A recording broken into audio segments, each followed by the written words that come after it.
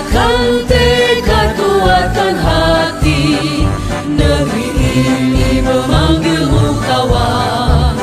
Belajar bergerak berbagi untuk negeri. Guru penggerak majukan pendidikan. Selamat pagi, selamat datang Bapak Ibu Guru SD nomor 1 Kerobokan pada ruangan ini. Yang terhormat Bapak Kepala Sekolah SD nomor 1 Kerobokan atau yang mewakili. Kemudian yang saya hormati Bapak Ibu Guru dan staf SD nomor 1 Kerobokan yang saya banggakan. Dalam kesempatan kali ini saya akan memaparkan aksi nyata diseminasi budaya positif. Sebelum itu, marilah kita bersama-sama mengucapkan panganjali umat, Om Swastiastu. Semoga kegiatan ini bisa berjalan dengan baik dan lancar. Baik, pertama-tama di sini saya akan memperkenalkan diri. Nama saya Ibu Tuari Sudana. Saya sebagai calon guru penggerak angkatan ke-11 Kabupaten Bandung. Dalam kegiatan calon guru penggerak angkatan ke-11 ada tugas yaitu membuat sebuah aksi nyata pemaparan budaya positif di sekolah. Nah, sebelum mulai kegiatan hari ini, mari kita bersama-sama yang minta Bapak Ibu berhadapannya yang di sebelah sini menghadap ke sini, menghadap ke sini. Oke.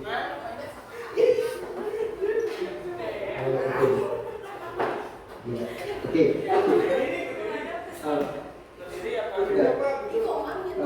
Duduk saja. Pak Roman nanti satu bertiga. Jadi sebelum kita mulai kegiatan kali ini, kita lakukan dulu penyegaran. Kita tersenyum melihat teman yang ada di samping kita atau depan kita. Oke, silakan yang berikan waktu 30 detik untuk melihat temannya dan berpose senyum ya. Silakan dimulai.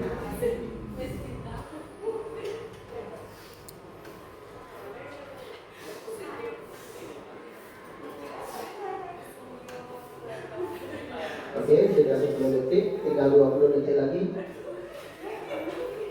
Oke, silakan dilihat wajah teman yang ada di depannya. Lihat ekspresinya. Kemudian lakukan alasan terhadap senyum yang diberikan. 3, 2, 1, stop. Oke, terima kasih. Tepuk tangan untuk kita semua. Luar biasa sekali. Jadi Bapak dan Ibu sudah melihat wajah yang ada di depan Bapak Ibu. Bagaimana perasaannya? Ada yang bisa berkomentar? Ya, silakan. Baik, terima kasih waktunya Bapak Putuari selaku CGP Angkatan 11. Di sini kita diajak bermain dengan temanya yuk senyum selama 30 detik. Nah, di sini ada kesempatan saya berpasangan dengan Miss Bintang. Penampilannya sangat luar biasa. Ya, saya kirain dia seorang murid, ternyata teman saya seorang guru. Karena penampilannya sudah sangat rapi, panutan sebagai seorang guru. Itu yang bisa saya ambil dari kegiatan ini, Bapak Guru. Iya, terima kasih. Oke, terima kasih Pak Guru Gede. Tepuk tangan untuk Pak Gede. Ya, baik teman-teman. Jadi tujuan saya memberikan kegiatan senyum kepada teman di depan kita itu adalah untuk melihat respon dari orang yang ada di depan kita. Kadang-kadang kita menganggap orang yang ada di depan kita itu senyum, kemudian dia memberikan respon positif, padahal dalam hatinya belum tentu. Sekarang coba, nanti kan sudah dicoba dengan melihat selama 30 detik. 30 detik itu adalah golden hour. Jadi ketika Bapak Ibu ada kendala mungkin ya bersama murid-murid gitu, nanti coba lakukan, lihat dan tatap siswa Bapak Ibu selama 30 detik. Dari tatapan itu akan memunculkan dari tatapan tersebut murid akan mulai menceritakan bagaimana perasaannya, apa yang dia alami dan apa yang diinginkan. Karena itu awal dari budaya positif. Dengan kita mengetahui dan berkomunikasi dengan orang lain, maka kita bisa mengetahui bagaimana kondisi mereka. Itu saja yang saya lakukan selama 3 periode tadi, melihat Bapak Ibu sudah sangat antusias mengikuti dan sangat memberikan respon yang baik. Selanjutnya, sebelum kita lanjut ke kegiatan inti, mari kita bersama-sama melengkapi kesepakatan kelas atau kesepakatan yang akan kita jalankan atau laksanakan selama diskusi selama kurang lebih 60 menit ke depan. Yang pertama, menghargai siapapun. Ada yang mau mengoreksi mungkin atau setuju? Setuju.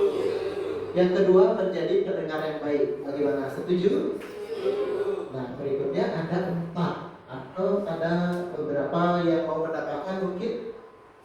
Ya, Pak Guru. Hadir sepenuhnya. Ya, hadir sepenuhnya. Bagaimana teman-teman? Bisa?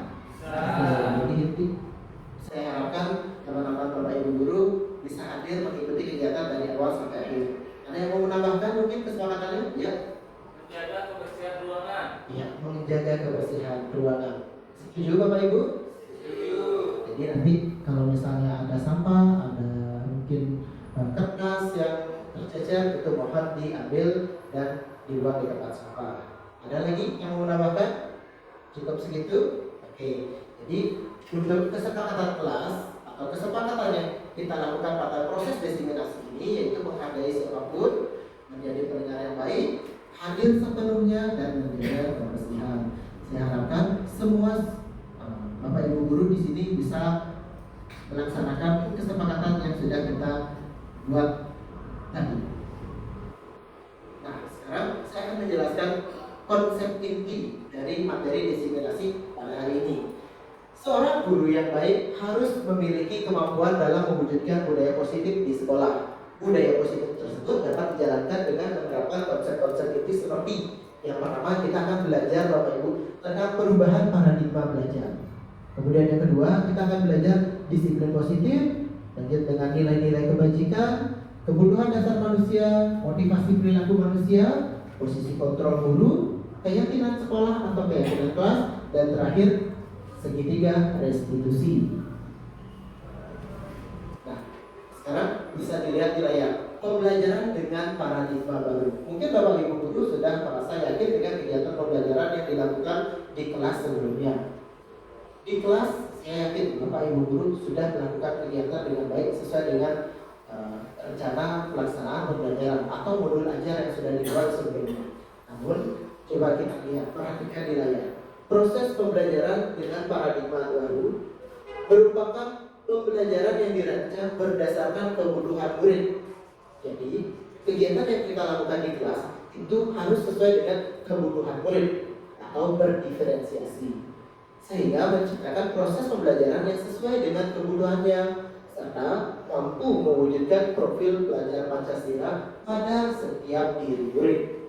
Jadi di sini ditekankan sekali proses pembelajaran itu ditekankan pada murid.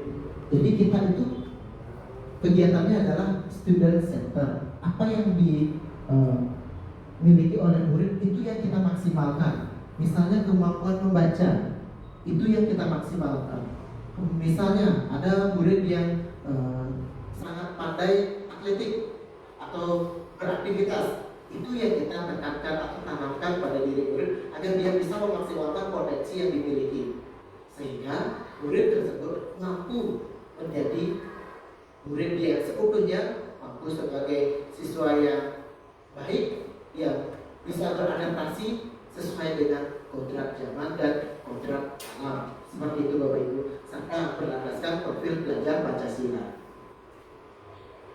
Nah, berikutnya tadi sudah disinggung sedikit tentang profil pelajar Pancasila. Apa sih itu profil pelajar Pancasila? Nah, berdasarkan tujuan pembelajaran menurut Kijar Dewantara, yaitu menginginkan pertumbuhan kemampuan murid itu sesuai dengan kodrat alam dan kodrat zaman, kita sebagai guru harus mampu menuntun tumbuh kembang murid tersebut, bukan malah menuntut. Jadi bedakan menuntut dengan menuntut. Kalau dulu mungkin Bapak Ibu guru kita di sekolah menuntut kita untuk mempelajari buku. Kalau sekarang sudah tidak relevan lagi kita memaksa murid untuk membaca semua buku. Kita harus mampu memberikan pelayanan kepada murid agar semua semua potensi yang dimiliki oleh murid tersebut bisa dicapai dengan maksimal.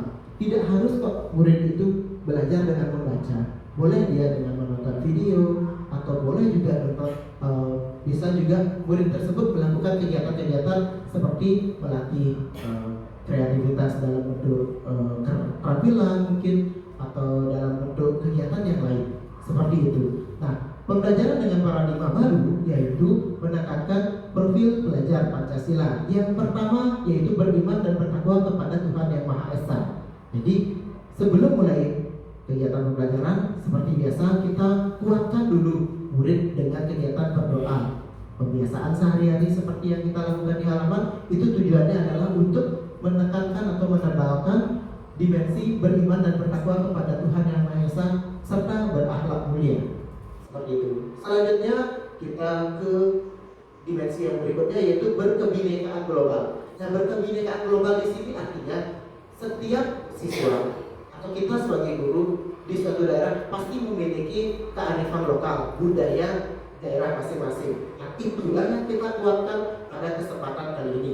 Jadi semua potensi-potensi budaya-budaya daerah asal yang dimiliki oleh murid itulah yang ditebalkan nanti agar bisa mampu bersaing di era globalisasi. Jadi jangan sampai nanti ada budaya baru, budaya dari Korea misalnya. Nah, murid-murid kita yang pintar menari, pintar matabul, itu malah melupakan budayanya, malah ikut mengikuti budaya lain, supaya tidak terjadi hal seperti itu. Jadi kita tekankan dan tebalkan kemampuan-kemampuan untuk melestarikan kearifan lokal yang ada di daerah tersebut. Kemudian bergotong royong di sini berarti setiap murid itu mampu bekerja sama, mampu berkolaborasi, mampu melaksanakan kegiatan-kegiatan yang dilakukan dengan efektif dan efisien agar apa yang kita kerjakan semua itu untuk kepentingan bersama. Selanjutnya kreatif ini berhubungan dengan olah pikir, bagaimana setiap siswa mampu menguasai materi dan mampu mengolahnya menjadi hal-hal baru yang menarik tentunya dan relevan dengan kondisi saat ini.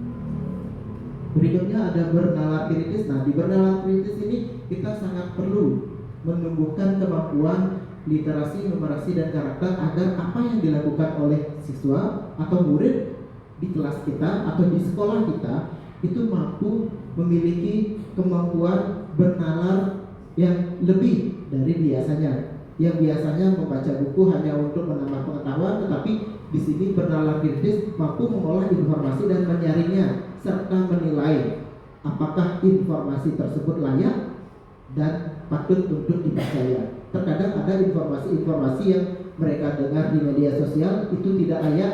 Kalau misalnya murid kita tidak bernalar kritis, maka dia akan mudah untuk menyerap informasi dan menyebarkan informasi yang salah. Kemudian berikutnya yang terakhir adalah mandiri. Nah, mandiri ini menekankan bagaimana siswa atau murid kita di sekolah itu mampu bertanggung jawab atas apa yang mereka lakukan itu sendiri. Misal seperti kita sebagai guru kadang-kadang punya tugas tambahan.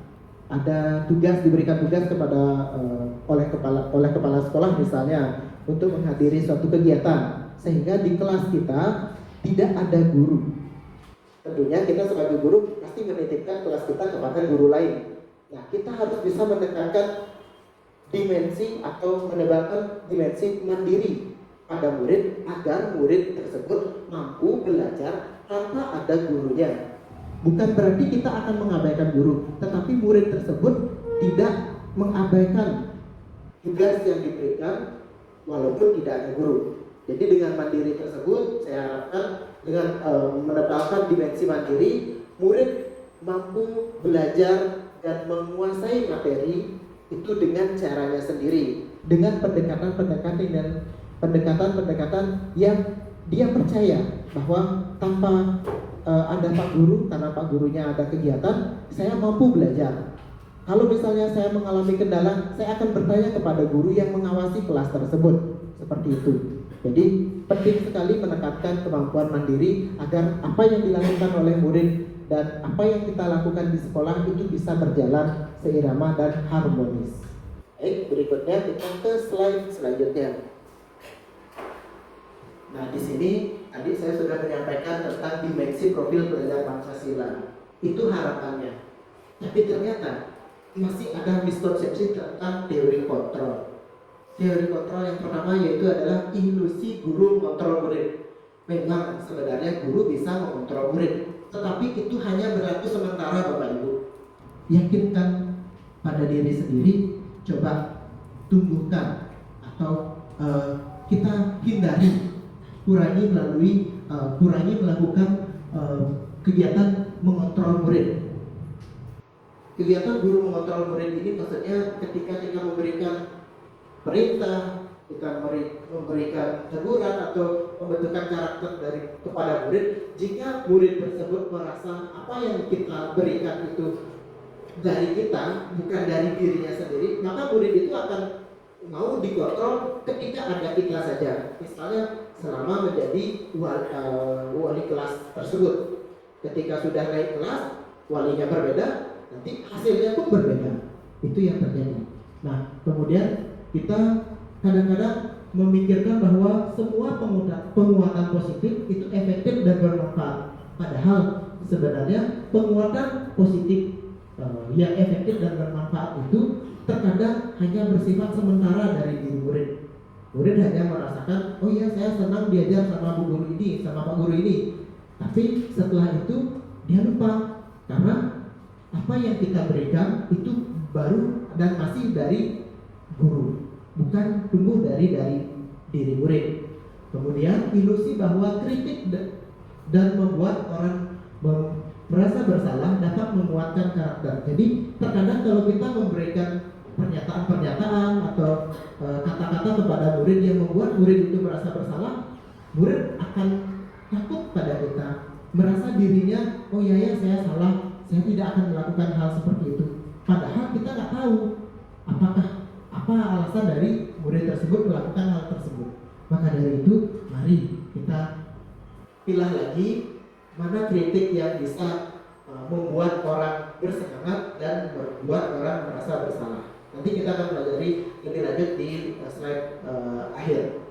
Terakhir, ada ilusi bahwa orang dewasa memiliki hak untuk memaksa. Kita karena sudah lebih dewasa daripada murid, itu kadang-kadang kita biasa memberikan sanksi, kita bisa memberikan teguran, bisa memberikan paksaan kepada murid. Padahal hal tersebut belum tentu efektif untuk murid, karena itu masih dari kita. Kalau misalnya tidak ada kita, ya dia tidak akan melakukan hal tersebut. Itu misalnya kalau kita menghukum murid karena dia bermain di kelas, kita menegur, kita berbicara dengan nada yang cukup keras, akhirnya murid mau diam, tetapi itu hanya bersifat sementara. Ayo anak-anak, kalian tidak boleh ribut, misalnya. Itu hanya berlaku pada saat itu aja. Setelah kita tidak ada di kelas, ya mereka akan ribut lagi. Nah, itu yang dikatakan ilusi orang dewasa memiliki hak untuk memaksa. Kita memang memiliki hak untuk memaksa, tapi itu tidak akan bisa menghasilkan hal yang lebih baik. Maka dari itu, mari kita merubah miskonsepsi tentang teori kontrol tersebut. Jadi teori kontrol itu menyatakan bahwa semua perilaku itu memiliki tujuan, bahkan terhadap perilaku yang tidak disukai. Perilaku yang tidak disukai itu memang memiliki tujuan, tapi mana perilaku-perilaku yang perlu kita tegalkan dan kurangi pelaksanaannya. Oke, kita lanjut ke slide berikutnya. Di sini akan ketemu dengan teori di mana kita bisa mengubah paradigma stimulus respon kepada pendekatan teori kontrol. Jadi kalau yang kita lakukan kalau saya ya memang menyadari bahwa sebelum mengikuti CGP pelatihan calon guru penggerak, saya masih ada di teori stimulus respon. Tetapi sekarang mari kita bersama-sama, saya pribadi mengajak teman-teman untuk mulai beranjak dari teori stimulus respon ke teori kontrol. Yang pertama, realitas atau kebutuhan kita sama. Itu kita percaya pada zaman dahulu. Sama-sama belajar, karena kebutuhan kita belajar sama-sama mempelajari materi di buku tersebut. Padahal kalau menurut teori kontrol, kebutuhan kita itu berbeda. Kebutuhan setiap anak itu berbeda. Ada anak yang suka membaca, ada anak yang suka menonton video, ada yang suka bernyanyi, ada yang suka berlari. Jangan kita samakan, karena mereka memiliki minat dan bakat yang berbeda. Kemudian semua orang melihat hal yang sama. Itu kalau teori stimulus respon. Kita ubah ke setiap orang memiliki gambaran yang berbeda. Jadi kalau kita sudah memahami bahwa setiap orang memiliki konsep yang berbeda, maka kita bisa memberikan pelayanan yang sesuai dengan kebutuhan murid. Kemudian kita mencoba mengubah agar orang berpandangan sama dengan kita. Kalau zaman dahulu kan kita memaksa murid nih, anak-anak lihat apa yang Pak Guru lakukan, nanti anak-anak ikuti apa yang Pak Guru lakukan. Nah itu kalau dulu. Kalau sekarang kita berusaha memahami pandangan orang lain tentang dunianya, bagaimana dunianya yang dia idam-idamkan, yang dia kagumi. Mari kita ikuti selami dunia mereka agar kita bisa memberikan pelayanan yang maksimal kepada murid. Kemudian perilaku buruk dapat dilihat sebagai satu kesalahan. Sudah pasti kalau misalnya murid melakukan kesalahan itu adalah hal buruk bagi kita. Tapi menurut teori kontrol, semua perilaku ada tujuannya, ada alasannya. Terkadang kita mengabaikan atau lupa. Ada murid kita yang pakai baju baru, dia menggunakan baju baru dan menunjukkan kepada kita sebagai guru agar kita memberikan penghargaan. Wah, selamat ya kamu dapat baju baru, pasti senang rasanya. Dia cuma pengen diberikan kata-kata seperti itu. Tapi kadang-kadang kita sebagai guru, ya udahlah biasa aja. Wajar bajunya kemarin kan udah jelek, sekarang diganti, ya kita nggak memberikan sebuah apresiasi atau penghargaan terhadap apa yang dilakukan. Nah itu yang mulai kita rubah sekarang. Jadi semua perilaku yang dilakukan oleh murid ada tujuannya. Termasuk mungkin murid itu ribut di kelas, bisa saja murid itu menginginkan kegiatan pembelajaran yang berbeda atau menginginkan dengan metode yang berbeda. Kita harus peka. Jadi jangan sampai kita menganggap bahwa perilaku yang dilakukan oleh murid itu sebuah kesalahan. Marilah kita belajar dari kesalahan tersebut dan bisa menjadi lebih baik lagi. Kemudian orang lain bisa mengontrol saya. Kalau menurut teori kontrol, hanya Anda yang bisa mengontrol diri Anda. Seperti yang saya sampaikan tadi, jangan kita yang mengontrol murid. Mari kita tekankan atau tebarkan nilai-nilai kebajikan yang dimiliki oleh murid agar mereka bisa mengontrol dirinya sesuai dengan nilai-nilai yang memang kita yakini bersama. Nilai-nilai kebajikan, nilai-nilai positif yang ada pada diri murid itu yang kita kuatkan.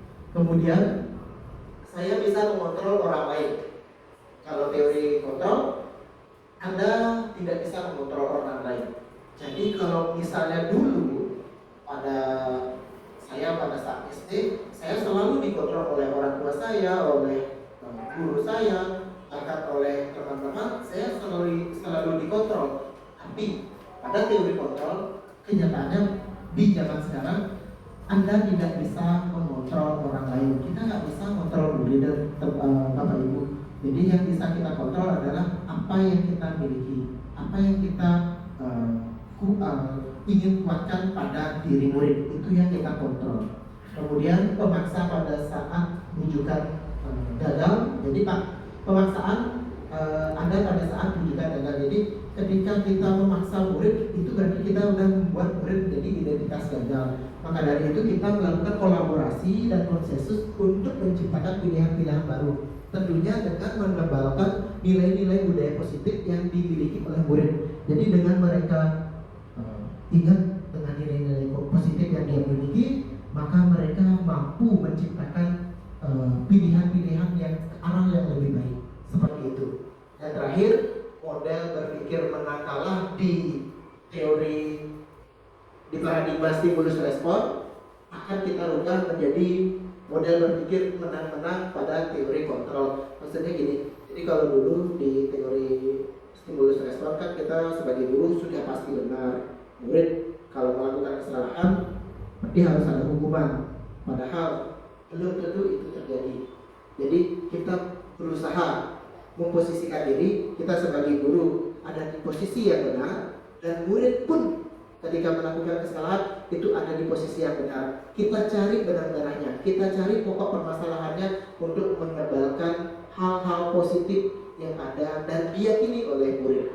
Itu yang diharapkan dari mengubah paradigma dari stimulus respon ke pendekatan teori kontrol.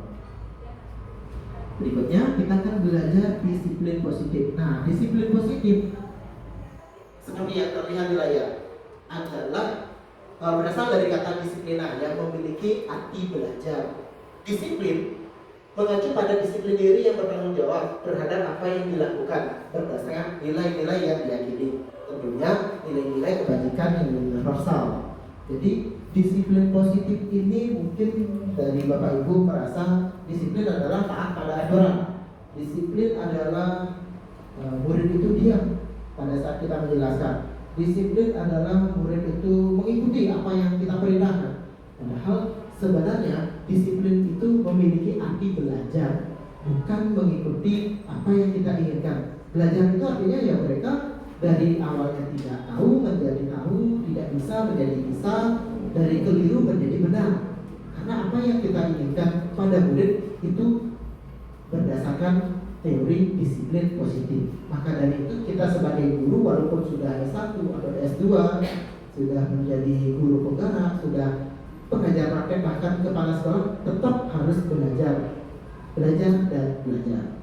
Berikutnya, disiplin positif ini pernah saya lihat pada salah satu guru yang ada di SD1 Gerobokan, Bapak Ibu. Bisa dilihat di layar. Disiplin positif tujuan utamanya adalah menciptakan peserta didik yang memiliki disiplin diri sehingga mereka berperilaku mengacu kepada nilai kebajikan universal dan memiliki motivasi intrinsik dalam perubahan perilaku ke hal yang positif. Saya ucapkan terima kasih. Kita beri tepuk tangan dulu.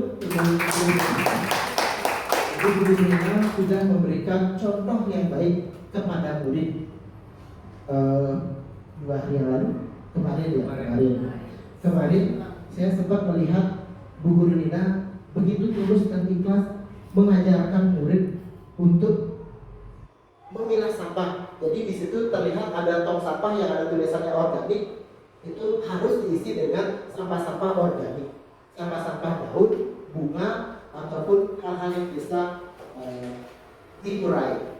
Kalau sampah plastiknya dipilah ke tempat sampah plastik, seperti itu. Jadi sebagai guru, marilah kita sebagai contoh memberikan contoh kepada murid agar mereka mau tergerak dari dalam dirinya, bukan kita memaksa.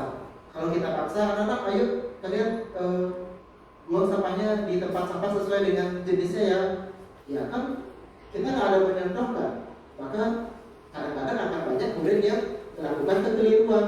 Kalau kita sudah memberikan contoh, ketika ada kekeliruan lebih mudah untuk kita mengatasi daripada kita tidak memberikan contoh. Karena kita pun sendiri, saya ada di tempat ini karena melihat contoh yang sudah dilakukan oleh teman kita, Bapak Guru Adi, sebagai calon guru penggerak di angkatan sebelumnya, yang sudah memberikan hal-hal positif, mau berkolaborasi dan bekerja sama untuk memajukan pendidikan yang ada di SD1 Gerobokan. Berikutnya kita bahas tentang nilai-nilai kebajikan. Nah, di layar ada 3 institusi besar. Jadi kalau di Indonesia kita yakini dengan profil pelajar Pancasila. Kalau yang di luar itu ada namanya IBO, Primary Years Program atau PYP. Jadi ada banyak sekali nilai positif. Ada juga 9 pilar karakter dari Indonesian Heritage Foundation. Di situ ada 9 hal, tetapi semua hal tersebut, semua nilai-nilai kebajikan yang ada itu bisa kita lihat pada dimensi profil pelajar Pancasila, Bapak Ibu. Misalnya beriman dan bertakwa pada Tuhan Yang Maha Esa, toleransi ada di situ, rasa hormat ada di situ, empati ada di situ. Kemudian mandiri itu ada antusias, kemudian ada mandiri juga, ada percaya diri di mandiri. Jadi dengan dia percaya diri, bahkan dia bisa belajar sesuai dengan kemampuannya. Dia tidak memaksakan belajar dengan orang yang harus dia aja gitu misalnya, atau harus bu guru itu aja. Kalau bu guru yang lain dia nggak mau. Nah, nggak seperti itu. dan bernalar kritis, berkebinekaan global, bergotong royong, dan kreatif. Jadi itu adalah nilai-nilai yang ada di dalam dimensi profil pelajar Pancasila yang kita pahami dan yakini bersama, bahwa dengan menebalkan nilai-nilai pada dimensi profil pelajar Pancasila, maka murid yang ada di kelas kita akan mampu menguatkan dan menebalkan nilai-nilai kebajikan yang kita sepakati bersama, terlepas dari suku, bangsa, agama, atau bahasa dan latar belakang. Entah ia ada di latar belakang daerah pedesaan atau daerah perkotaan, jika sudah masuk ke dalam lingkungan pendidikan, maka kita wajib untuk menebalkan dimensi atau nilai-nilai kebajikan yang ada di dalam profil pelajar Pancasila. Seperti itu. Nah, di sini bisa dilihat bersama 6 karakter dalam profil pelajar Pancasila. Yang pertama, beriman dan bertakwa kepada Tuhan Yang Maha Esa. Kita lakukan setiap pagi dengan kegiatan berdoa. Kemudian ada karakter mandiri. Mandiri artinya bisa belajar tidak harus dengan satu guru saja. Kemudian berkebinekaan global, artinya menguatkan budaya-budaya atau kearifan lokal yang ada di daerah murid tersebut. Bergotong royong di sini artinya berkolaborasi dengan orang lain untuk mencapai atau tujuan bersama. Kreatif itu artinya memiliki gagasan-gagasan yang segar, punya ide-ide baru untuk merubah hal yang mungkin biasa menjadi luar biasa. Dan bernalar kritis di sini menekankan pada evaluasi. Jadi apa yang ada, apa yang dilihat, apa yang dibaca, apa yang dipelajari itu mampu dinilai, itu layak atau tidak, itu pantas atau tidak. Bahkan diharapkan bernalar kritis ini ada di setiap guru agar bisa menjadikan sekolah kita menjadi sekolah yang ramah anak dan berlandaskan Trihita Karana. Kita lanjut ke kebutuhan dasar manusia. Sebelum lanjut, dari tadi saya bicara, ada Bapak Ibu yang mau menambahkan mungkin atau bercerita pengalamannya tentang nilai positif yang ada di kelas.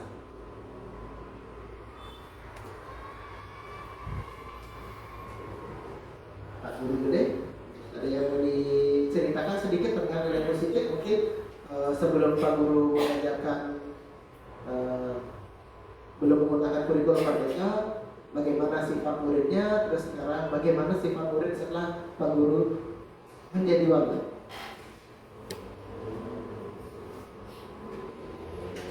Ya, silakan Pak Guru.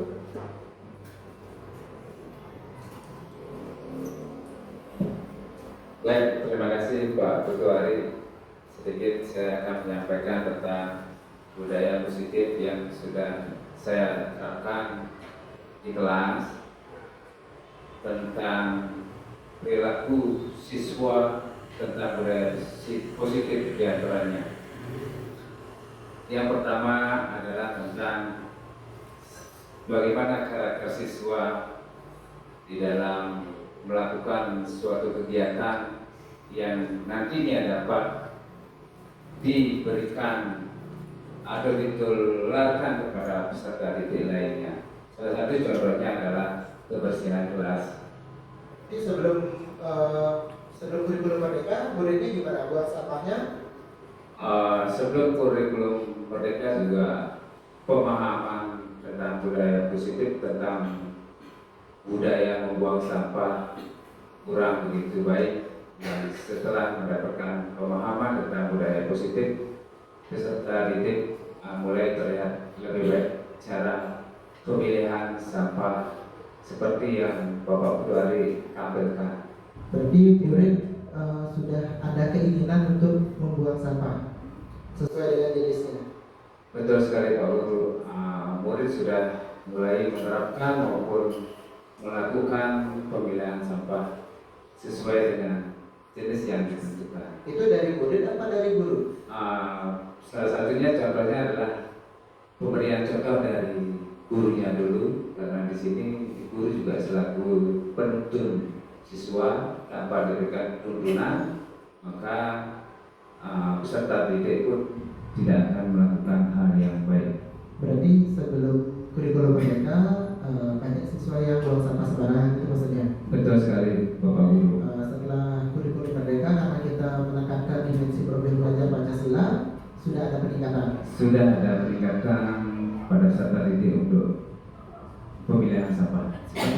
Ya, terima kasih Pak Guru. Mohon nanti Pak Guru menguatkan lagi agar murid punya motivasi dari dalam diri untuk bisa lebih baik. Oke, terima kasih. Tepuk tangan untuk Pak Guru. Ya, terima kasih. Baik, kita lanjutkan ke kebutuhan dasar manusia. Nah, di sini saya yakin semua guru memiliki kebutuhan yang mendasar. Ada 5 Bapak Ibu. Kebutuhan dasar manusia. Jadi kebutuhan dasar manusia adalah segala sesuatu yang kita lakukan untuk mendapatkan apa yang kita inginkan. Jadi semua yang kita lakukan itu ada tujuannya. Seluruh tindakan yang kita lakukan ada memiliki tujuan tertentu, dan semua usaha terbaik yang kita lakukan adalah dalam rangka agar kebutuhan kita terpenuhi dengan baik. Jadi kebutuhan dasar itu semua memiliki. Di situ bisa dilihat sesuatu yang kita lakukan untuk mendapat apa yang kita inginkan, melakukan dan tujuan. Seperti itu ya, atau kuncinya. Nanti akan ada 5 kebutuhan manusia. Itu biar bisa Bapak Ibu pahami bahwa kita melakukan itu agar mendapatkan apa yang kita inginkan. Oke, kita ke yang pertama. Yang pertama adalah bertahan hidup. Apa yang kita lakukan untuk bertahan hidup, itu jadinya nanti. Kemudian yang kedua, kasih sayang dan rasa diterima. Apa yang kita lakukan agar kita mendapatkan kasih sayang dan diterima. Kemudian yang ketiga, ada penguasaan. Apa yang kita lakukan atau tunjukkan itu agar terlihat kita mampu menguasai hal tersebut. Yang keempat, kebebasan. Apa yang kita lakukan, apa yang dilakukan oleh murid itu tujuannya agar dia mampu mendapatkan kebebasan. Dan yang terakhir, kesenangan. Apa yang dia lakukan atau murid lakukan, yang Bapak Ibu lihat di kelas, itu sebenarnya tujuannya adalah mendapatkan kesenangan. Oke, jadi 5 kebutuhan dasar ini ada dalam diri murid. Jadi pahami dulu 5 dasar kebutuhan ini agar kita mampu memberikan pelayanan yang efektif dan efisien kepada murid. Mulai dari bertahan hidupnya, kasih sayang, penguasaan, kebebasan, sampai kesenangan. Nah, sekarang kita lihat contoh di bertahan hidup. Nah, kebutuhan bertahan hidup. Kebutuhan bertahan hidup adalah kebutuhan survival. Artinya kebutuhan ini bersifat fisiologis, bisa dilihat, bisa diraba, dan bisa dirasakan. Jadi yang bersifat fisiologis itu artinya misal kebutuhan bertahan hidup, ada rumah, punya baju. Terus kesehatan, dia bisa beraktivitas. Kemudian makanan juga termasuk kebutuhan bertahan hidup. Jadi yang bisa kita rasakan, kita pegang, nikmati itu kebutuhan bertahan hidup. Berikutnya kebutuhan kasih sayang. Nah, hanya 1 yang bisa dilihat bedanya. Sisanya lagi 4. Kasih sayang sampai di kesenangan itu biasanya tidak terlihat, tapi bisa dirasakan. Kebutuhan untuk disayangi dan diterima meliputi kebutuhan hubungan dan koneksi sosial. Kebutuhan ini memberi dan menerima kasih sayang, dan kebutuhan untuk merasa menjadi bagian dari satu kelompok. Jadi kadang-kadang murid itu ada yang menyendiri gitu. Berarti kebutuhan kasih sayangnya kurang. Mari kita sebagai guru peka terhadap hal itu. Jangan sampai nanti ada murid yang menyendiri, kemudian tiba-tiba diganggu, diejek sama temannya, terus dia melakukan tindakan fisik. Nah, itu harus kita peka. Kita harus sadari bahwa mungkin murid tersebut melakukan hal yang seperti itu karena dia belum mendapatkan kasih sayang. Kemudian ada kebutuhan penguasaan. Nah, kebutuhan ini berhubungan dengan kekuatan, Bapak Ibu. Jadi kebutuhan ini memiliki keinginan untuk dianggap berharga, bisa membuat perbedaan, bisa membuat pencapaian, kompeten, diakui dan dihormati. Jadi kadang-kadang murid kita kan ada yang pengen tampil ketika acara ulang tahun gitu, misalnya ada yang mau menyanyi, ada yang mau menari, ada yang mau menabuh gitu misalnya, atau ada yang mau menampilkan perayaan silat mungkin. Nah, itu adalah kebutuhan yang berhubungan dengan penguasaan.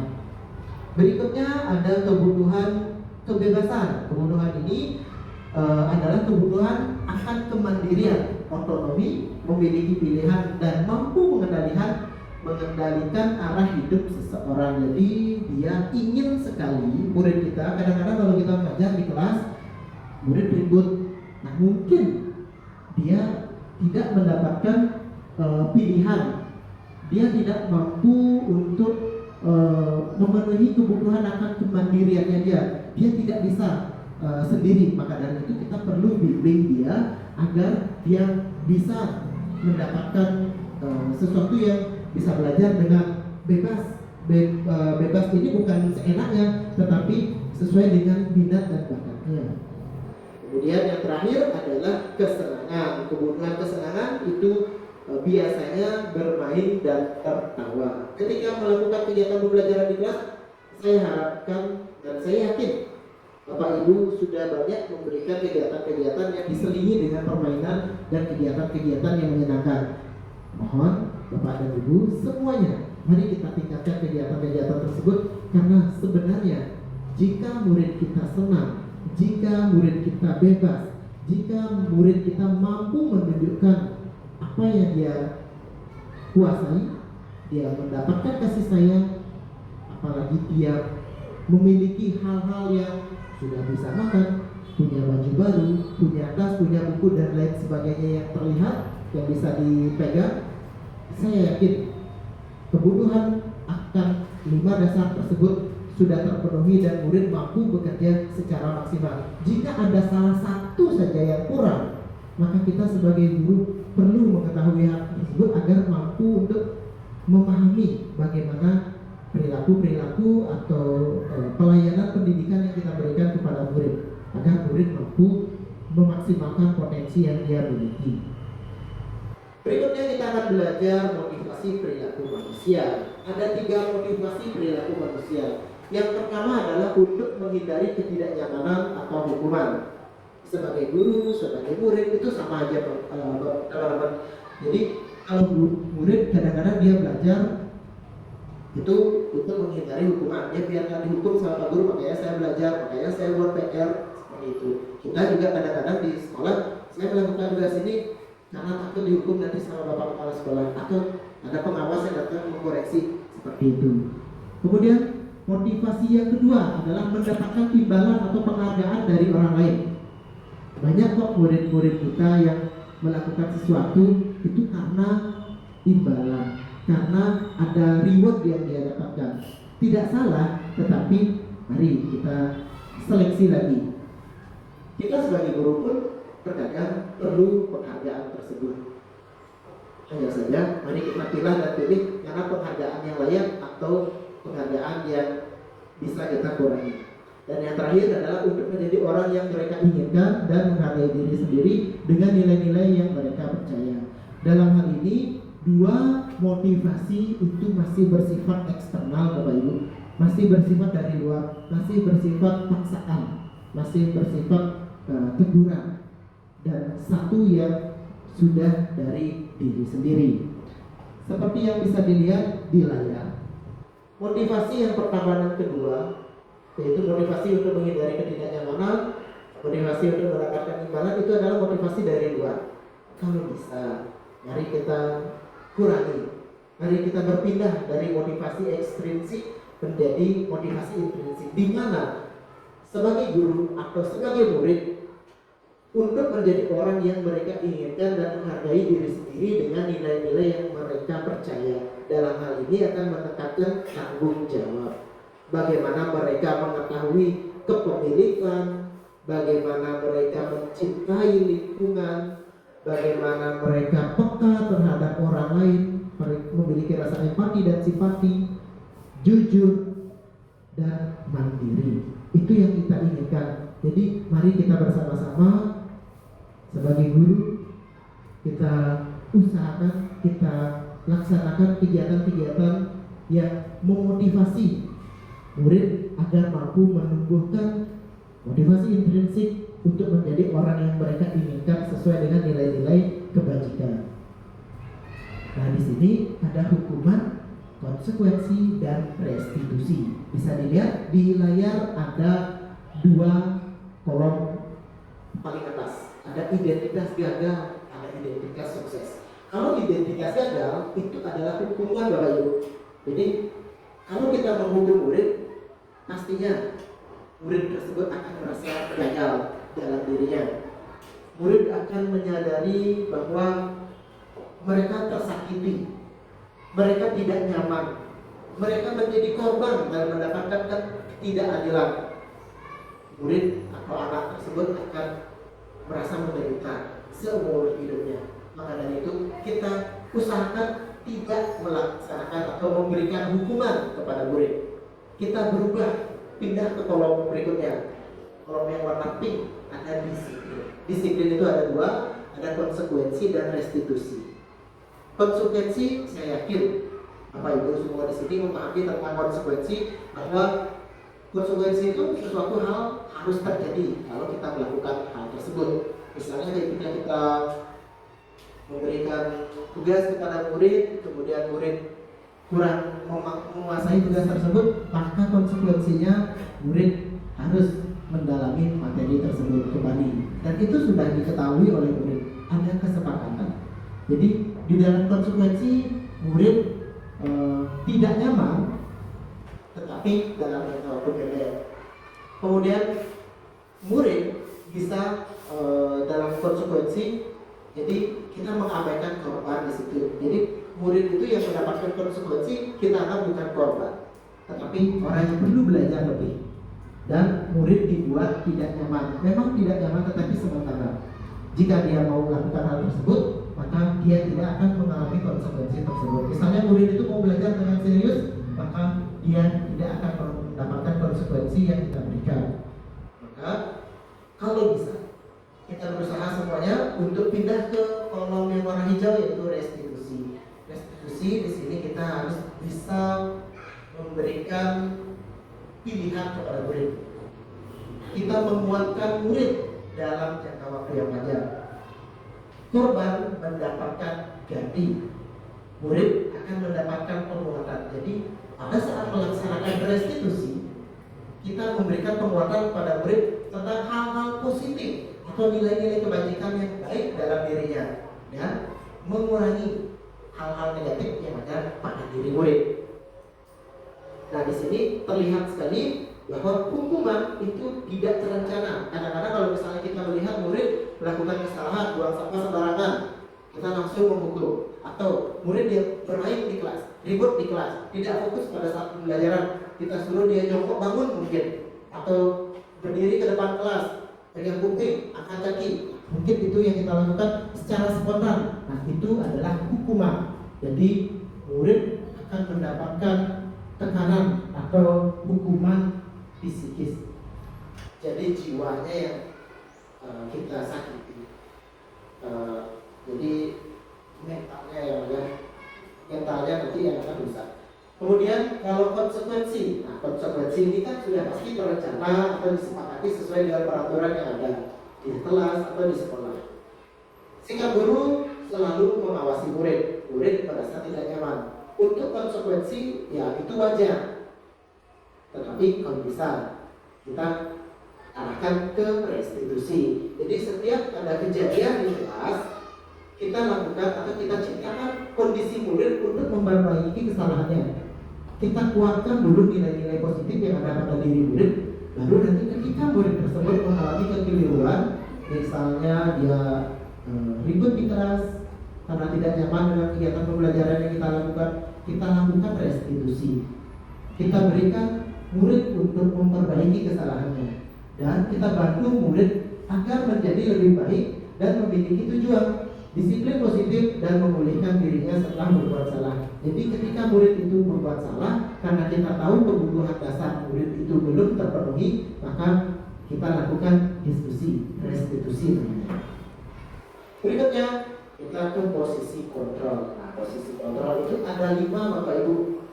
Posisi kontrol yang pertama adalah penghukum, seperti yang tadi ada di layar sebelumnya. Yang pertama adalah penghukum. Ketika murid ribut di kelas, jadi kita langsung berikan hukuman. Langsung kita berkata, ayo kamu coba bangun selama jam pelajaran, itu misalnya. atau karena dia terlambat datang pada saat pelajaran olahraga, kamu lari keliling lapangan lagi 2 kali, gitu misalnya, itu hukuman. Berikutnya ada guru pembuat merasa bersalah, guru sebagai teman, guru sebagai pemantau, dan guru sebagai manajer. Nah, sekarang bisa dilihat di layar seperti tadi tabelnya, tetapi dijelaskan lebih dalam lagi. Nah sekarang kita ke posisi kontrol atau restitusi. Ketika kita ada di posisi penghukum, terkadang saya pribadi masih melakukan hal-hal yang ada di atas, mulai dari penghukum, pembuat rasa bersalah, teman, pemantau, dan manajer. Tetapi mari kita bersama-sama untuk berpindah dari penghukum ke pembuat rasa bersalah. Jadi sebagai penghukum itu benar-benar kita hentikan, kita pindah ke posisi teman, pemantau, atau manajer. Karena di situ terlihat sekali di motivasi. Ini motivasi. Motivasi itu ada internal dan ada eksternal dan internal. Kalau di eksternal ada yang gagal, ada yang sukses. Kalau yang gagal, ini perilaku kontrolnya negatif. Kalau kita sebagai penghukum, sebagai guru, itu akan melakukan dengan kata-kata yang kurang sopan. Kemudian membuat merasa bersalah pun kadang-kadang kita membuat murid itu merasa dirinya gagal terhadap apa yang dia lakukan. Padahal murid tersebut memiliki alasan melakukan hal tersebut. Mungkin terlihat salah di mata kita, tetapi di mata murid itu perlu diluruskan. Konsep-konsep inti, nilai-nilai kebajikan yang ada pada diri murid itu harus kita kuatkan agar pindah dari identitas gagal ke identitas sukses. Nah, kalau sebagai teman itu biasanya guru berkata lakukan hal ini demi Bapak Guru ya. Nanti Pak Guru yang atur, nilai kamu aman kok. Yang penting kamu jangan ribut di kelas, yang penting kamu kerjakan tugas, yang penting kamu datang tepat waktu. Nah, itu biasanya kata-kata yang kita lakukan sebagai posisi kontrol sebagai teman. Itu perilaku kontrolnya positif, tetapi kalau bisa jangan terlalu sering. Kemudian ada posisi kontrol sebagai pemantau. Nah, sebagai pemantau di sini biasanya guru tersebut akan berkata, kamu tahu nggak apa peraturan di sekolah ini? Kalau kamu melanggar atau kalau kamu melakukan hal yang tidak sesuai dengan peraturan. Kemudian kamu tahu kan konsekuensinya kalau kamu datang terlambat, misalnya. Atau apa yang akan terjadi sekarang kalau misalnya kamu melakukan kesalahan ini? Jadi kita hanya mengingatkan murid karena memberikan solusi atas masalah yang dia lakukan. Nah, itu kadang-kadang saya pun masih melakukan. Saya harap Bapak Ibu guru di sini bisa berubah kalau masih ada yang di posisi pemantau. Kita berubah bersama-sama dari teman pemantau ke yang paling utama, yaitu manajer. Di mana manajer itu mampu untuk meningkatkan atau menumbuhkan motivasi kontrol diri. Jadi murid itu punya kontrol diri sepenuhnya, di mana murid akan meyakini bahwa jika dia salah atau jika dia melakukan kekeliruan, dia mampu untuk memperoleh kekeliruan tersebut. Guru akan berkata seperti ini, apa yang kita yakini? Apa kamu meyakini hal tersebut? Misalnya, dia datang terlambat. Apa yang kita yakini di keyakinan kelas? Nah, kita kaitkan dengan keyakinan kelas yang sudah kita buat sebelumnya. Kemudian, kalau kamu meyakininya, maukah kamu memperbaikinya? Jadi, dengan kita mengingatkan murid tersebut dengan keyakinan kelas yang sudah kita buat sebelumnya, maka murid akan mencari solusi sendiri sesuai dengan kemampuannya, bukan kemampuan kita. Kalau kita sebagai guru, ya bisa-bisa saja berubah cepat. Tapi kalau murid kan perlu proses. Nah, itu yang ingin kita tekankan sebagai manajer. Maksudnya sebagai posisi kontrol manajer. Dan di situ di bagian bawah, kalau kamu memperbaikinya, kira-kira kamu akan menggambarkan dirimu seperti apa. Jadi dengan kita memberikan pertanyaan yang diskusi tentang posisi kontrol diri, meningkatkan motivasi kontrol dirinya mereka, dan menekankan nilai-nilai positif yang sudah kita sepakati, maka murid akan mendapatkan solusi serta mampu menggambarkan dirinya di masa depan nanti. Nah, di situ Ini contoh penerapan posisi kontrol. Ini ternyata kasusnya yang saya tampilkan adalah ketika murid datang terlambat ke sekolah. Kalau misalnya penghukum, ada murid datang terlambat misalnya. Kalau kita sebagai penghukum, maka kita akan langsung meminta untuk murid lari keliling lapangan mungkin selama jam pelajaran berlangsung, atau nggak boleh ikut pelajaran, atau kamu diam di luar aja. Itu misalnya. Itu sebagai penghukum.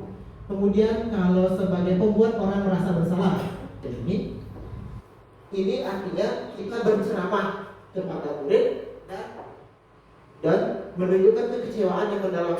Aduh nak, kok kamu kayak gini sih?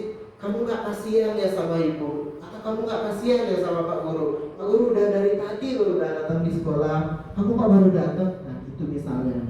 Jadi anak itu akan merasa bersalah, merasa dirinya, oh saya salah ya, saya gagal ya, saya jadi nggak enak ya sama Pak Guru gitu.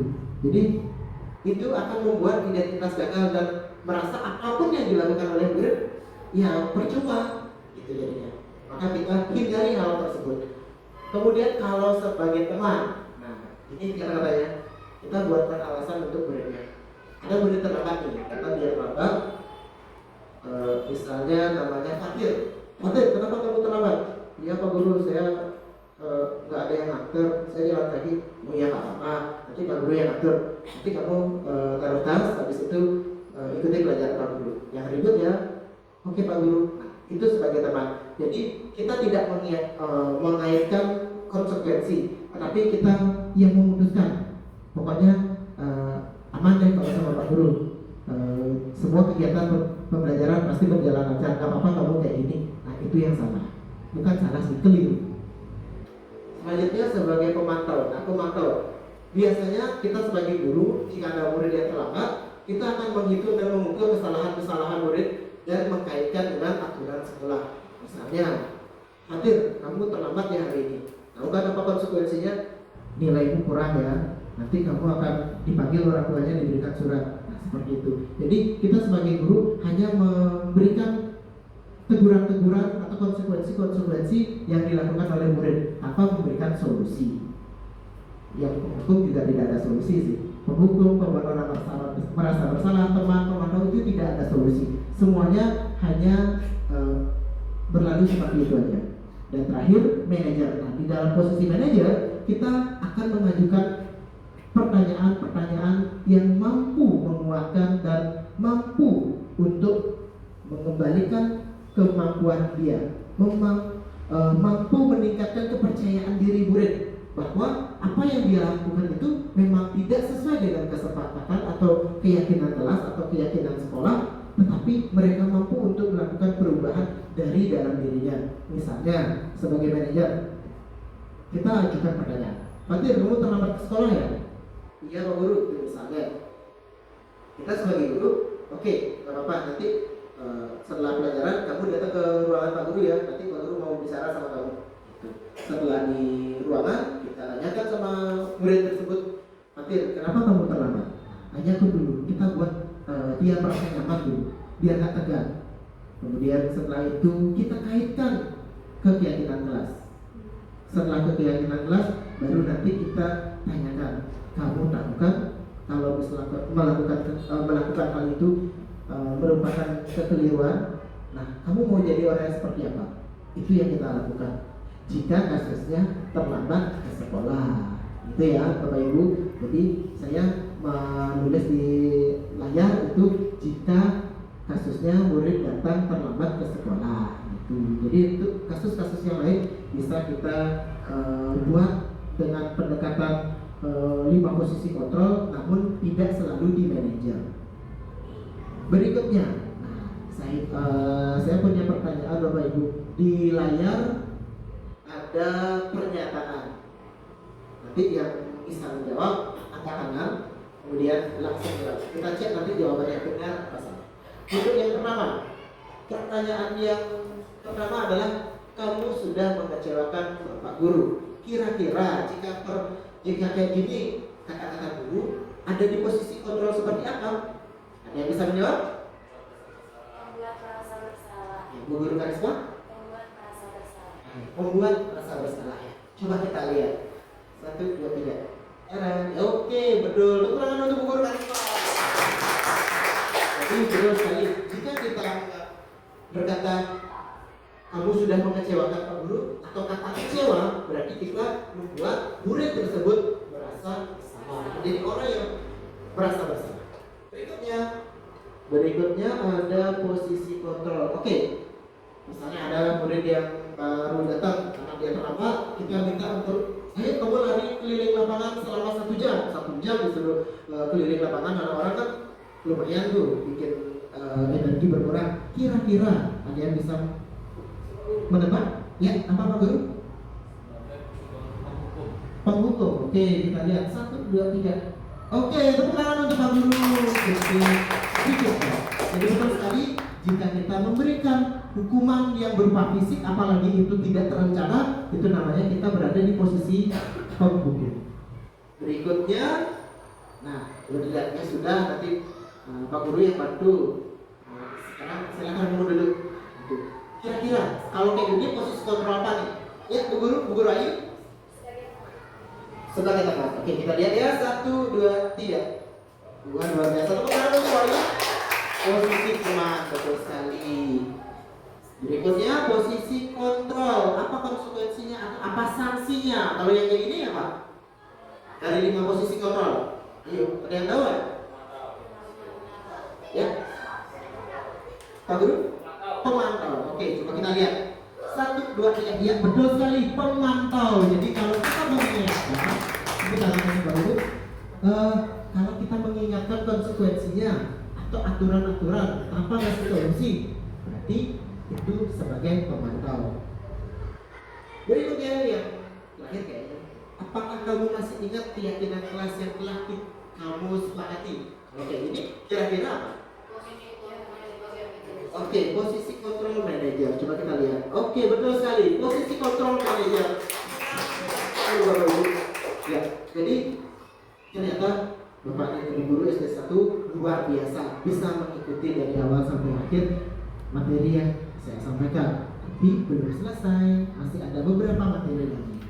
Jadi keyakinan sekolah atau kelas. Apa itu keyakinan? Kenapa harus keyakinan sekolah atau kelas? Mari kita bahas. Mengapa keyakinan, mengapa tidak peraturan? Kan biasa nih kalau di sekolah ada peraturan SD nomor 1 terbuka misalnya, atau peraturan di kelas 5B, peraturan di kelas 4B. Kenapa kita nggak boleh pakai kata peraturan? Kenapa emangnya harus pakai kata keyakinan? Oke, ada nggak yang Bapak Ibu di sini mau berpendapat untuk menjawab pertanyaan nomor 1? Mengapa kita memiliki peraturan tentang penggunaan helm pada saat mengendarai kendaraan roda 2 atau kendaraan sepeda motor lah? Kenapa kita ada aturan tentang penggunaan helm? Yang bisa berpendapat? Kenapa ada peraturan itu? Ayo, oke, Pak Guru. Pertanyaan nomor 1. Terima kasih atas waktunya, Pak Bari. Nah, yang pertama di sini, mengapa kita memiliki peraturan tentang penggunaan helm pada saat mengendarai kendaraan roda 2 atau motor? Nah, di sini menurut saya adanya peraturan di sini yang pertama adalah untuk melindungi diri kita sendiri. Misalkan kita di jalan menemui sesuatu atau situasi yang tidak mengenakan bagi kita. Misalkan kita kecelakaan, jadi peraturan tentang penggunaan helm ini bisa meringankan cedera yang kita alami mungkin Bapak. Mungkin pada saat kita kecelakaan ada tertentu, kalau kita tidak menggunakan helm, mungkin bisa menyebabkan kepala kita benjol atau lecet-lecet. Oke, baik. Ya, terima kasih. Berarti untuk yang nomor 1 aturannya untuk keselamatan. Ya. Jadi peraturan itu tujuannya untuk keselamatan. Untuk yang nomor 1. Kalau yang nomor 2, nomor 2 ada yang mau berpendapat. Guru Karisma. Baik, terima kasih atas waktunya. Untuk pertanyaan nomor 2, mengapa kita memiliki peraturan tentang penggunaan masker dan mencuci tangan setiap saat ketika COVID-19 atau COVID-19? Namanya peraturan berarti itu wajib dan harus dilakukan. Karena saat itu penyebaran COVID, kenapa kita harus menggunakan masker dan mencuci tangan? untuk meminimalisir terjangkitnya manusia dengan virus COVID tersebut. Jadi dibuatlah peraturan wajib semua harus memakai masker dan mencuci tangan. Jadi itu untuk meminimalisir kita terkena COVID-19 atau COVID-19. Terima kasih. Baik, terima kasih Bu Guru Karisma, terima kasih Pak Guru Gede. Tepuk tangan untuk kita semua. Jadi peraturan itu dibuat untuk keselamatan, untuk kesehatan. Tapi kan itu dari luar orang lain, bukan dari dalam diri kita. Nah, keyakinan itu beda dengan peraturan, Bapak Ibu. Jadi kalau keyakinan kita sudah meyakini, sama halnya dengan soal nomor 1, keyakinan. Bisa kok kita anggap penggunaan helm saat mengendarai kendaraan roda 2 itu sebagai keyakinan. Tetapi kan kadang-kadang banyak yang masih menganggap oh itu aturan. Tapi kalau dia sudah meyakini mau 2 meter, 3 meter dari rumah naik motor pasti pakai helm, karena dia yakin. Itu bedanya. Kemudian yang kedua, mengapa kita memiliki peraturan tentang penggunaan masker? Nah, di soal nomor 2 itu untuk kesehatan. Kalau dulu waktu COVID-19 kita semua pakai masker karena aturan. Kalau sekarang gimana? Setelah COVID-19 apakah ada yang pakai masker? Ada, karena dia meyakini bahwa kalau pakai masker dia merasa lebih aman. Misalnya naik motor dari Denpasar ke Singaraja gitu misalnya, atau dari Dalem ke Kintamani gitu misalnya, itu kan jaraknya jauh, polusi udara kan cukup tinggi, makanya dia pakai masker.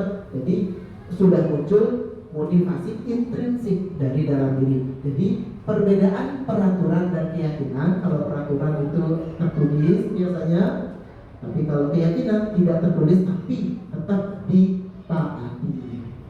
Berikutnya, nah di sini akan tampak seperti tabel Y jika kita membuat sebuah keyakinan kelas. Bisa terlihat, misalnya kita berempati terhadap perasaan orang lain, itu terlihat. Jadi orang-orang kalau misalnya melihat temannya melakukan kesalahan atau misalnya kita terlambat gitu misalnya, jadi akan terlihat kamu besok jangan ya kita terlambat lagi, itu jadinya. Bukan malah kamu terlambat tadi, kamu sana ke ruang guru menghadap dulu sama Pak Guru, nanti kamu dimarah loh. Tuh, biar nggak seperti itu. Jadi akan terlihat, terdengar dan berperilaku. Jadi kalau kita sudah melakukan keyakinan kelas, sudah membentuk sebuah keyakinan kelas, akan mampu terlihat hal-hal positif dan terdengar hal-hal positif yang pada akhirnya akan murid tersebut berperilaku sesuai dengan keyakinan yang kita sepakati dan berdasarkan nilai-nilai kebajikan. Berikutnya, di sini tahapan menyusun keyakinan kelas. Yang pertama, berdiskusi memunculkan peraturan yang perlu ditaati warga kelas. Dalam hal ini, memunculkan peraturan ini dalam penyusunan keyakinan kelas, kita awali dari kesepakatan kelas, dari peraturan-peraturan yang kita buat di sekolah. Misalnya, datang tepat waktu, tidak buang sampah sembarangan. Kalau tidak buang sampah sembarangan, karena itu masih berkonotasi negatif, kita rubah kalimatnya menjadi kalimat berkonotasi positif. Misalnya, jagalah kebersihan, seperti itu. Misalnya, tidak ribut di kelas, kita rubah dengan kata disiplin saat mengikuti pembelajaran. Kemudian, kalau ada yang membuli, misal tidak membuli teman, gitu. Berarti menghormati dan menghargai orang lain. Jadi itulah kesepakatan kelas yang bisa kita rubah menjadi sebuah keyakinan. Kalau murid sudah membuat keyakinan kelas dari dirinya sendiri, maka diharapkan murid tersebut mampu mengontrol diri sendiri tanpa orang lain. Dia tahu kesalahannya dia dan dia mampu untuk memperbaiki kesalahannya sendiri, bukan paksaan orang lain. Nah, di sini terlihat kesepakatan kelas yang saya buat bersama kelas 5B, itu ada di kelas. Kalau Bapak Ibu mau lihat, silakan datang ke kelas 5B. Kemudian kita, yang terakhir tentunya adalah segitiga restitusi, Bapak Ibu. Segitiga restitusi adalah suatu dialog yang dilakukan oleh guru agar dapat menghasilkan murid yang mandiri dan bertanggung jawab. Kata kuncinya adalah murid yang mandiri dan bertanggung jawab, mampu mengatasi masalah-masalah yang dihadapi sendiri. Segitiga institusi terdiri dari tiga hal, yaitu yang pertama menstabilkan identitas, tindakannya validasi tindakan yang salah, dan terakhir menanyakan keyakinan. Dalam menstabilkan identitas, nah di sini bagian dasar dari segitiga institusi bertujuan untuk mengubah identitas anak dari orang yang gagal karena melakukan kesalahan menjadi orang yang sukses. Anak yang melanggar peraturan karena sedang mencari perhatian adalah anak yang mengalami kegagalan. Maka dari itu kita harus paham 5 kebutuhan dasar anak tersebut agar bisa mengatasi masalah tersebut. Biasanya pada saat menstabilkan identitas, kita biasanya mengatakan, oke, anak-anak, ketika kalian duduk misalnya ada anak yang tidur, oke, Pak Rahman, kamu seperti itu, nanti datang ke ruangan Pak Guru ya. Terus di ruangan ketika berdiskusi, kita stabilkan identitasnya dengan berkata, nggak ada manusia yang sempurna. Pak Guru juga pernah melakukan kesalahan seperti itu. Kemudian lanjut ke validasi tindakan yang salah. Di sini dilakukan dengan satu tujuan, yaitu untuk memenuhi kebutuhan dasar. Lalu kita memahami kebutuhan dasar apa yang mendasari sebuah tindakan, maka kita akan mampu menemukan cara yang paling efektif untuk memenuhi kebutuhan tersebut. Misalnya, kebutuhan akan kebebasannya yang kurang atau kesenangannya yang kurang, pasti kita bisa mengatasi hal tersebut. Misalnya, kamu pasti punya alasan mengapa kamu melakukan hal itu. Misalnya, murid tersebut ribut di kelas, pasti dia ada alasannya. Apa alasannya? Mungkin dia nggak senang, mungkin dia nyaman.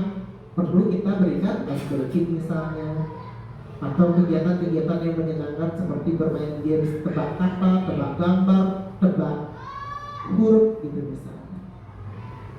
Dan terakhir adalah menanyakan keyakinan. Teori kontrol menyatakan bahwa kita pada dasarnya termotivasi secara internal. Kemudian tingkah laku yang salah telah divalidasi di tahap kedua, maka anak, jika kita sudah melakukan menstabilkan identitas, kemudian memvalidasi tindakan murid tersebut yang salah, baru terakhir nanti kita bisa menanyakan keyakinan. Apa yang kita percaya sebagai kelas atau anggota keluarga di kelas, seperti itu. Dan apa nilai-nilai umum yang telah kita sepakati. Apa bayangan kita tentang kasus atau kelas yang ideal. Atau bisa juga kamu mau jadi orang yang seperti apa ketika kita sudah mampu menstabilkan identitas, memvalidasi tindakan yang salah. Tentunya murid yang mengakui kesalahannya dia, bukan kita yang mengatakan bahwa kamu salahnya ini, kamu nggak boleh gini, bukan seperti itu. Tapi murid yang memang memahami dan mengatakan dia melakukan kesalahan. Nah,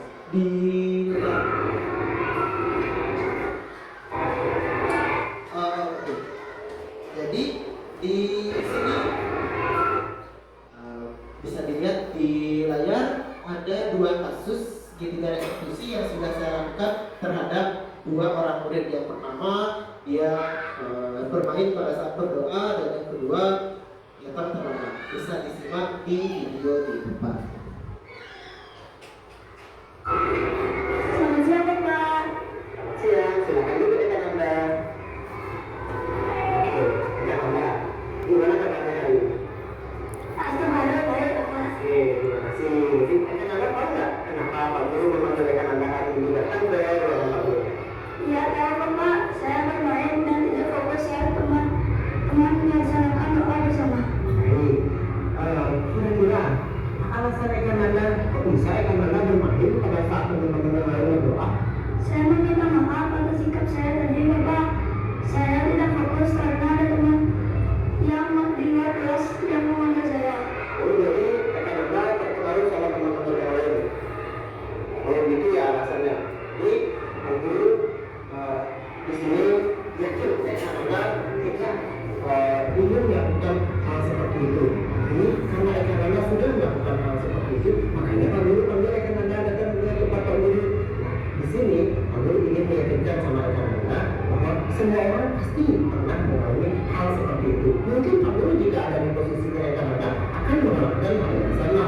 Itu aja, manusia pernah melakukan kesalahan.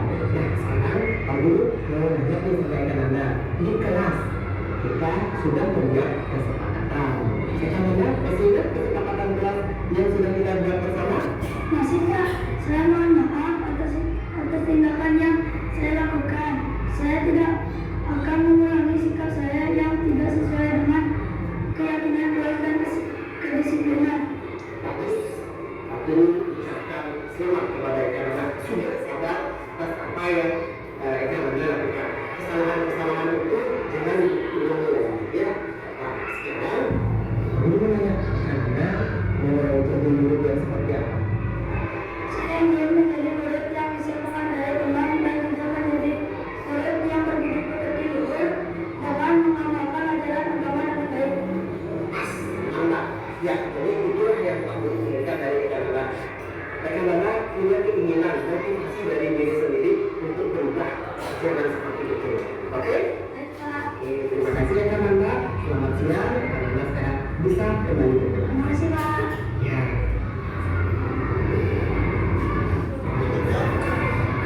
Selamat siang Pak. Selamat siang ya dia. Duduk. Baik. Jadi apa kabarnya hari ini? Kepada baik Pak. Baik. Jadi kamu nggak kenapa Pak Guru menyuruh dia datang ke tempat Pak Guru hari ini? Saya tahu Pak karena saya terlambat masuk sekolah.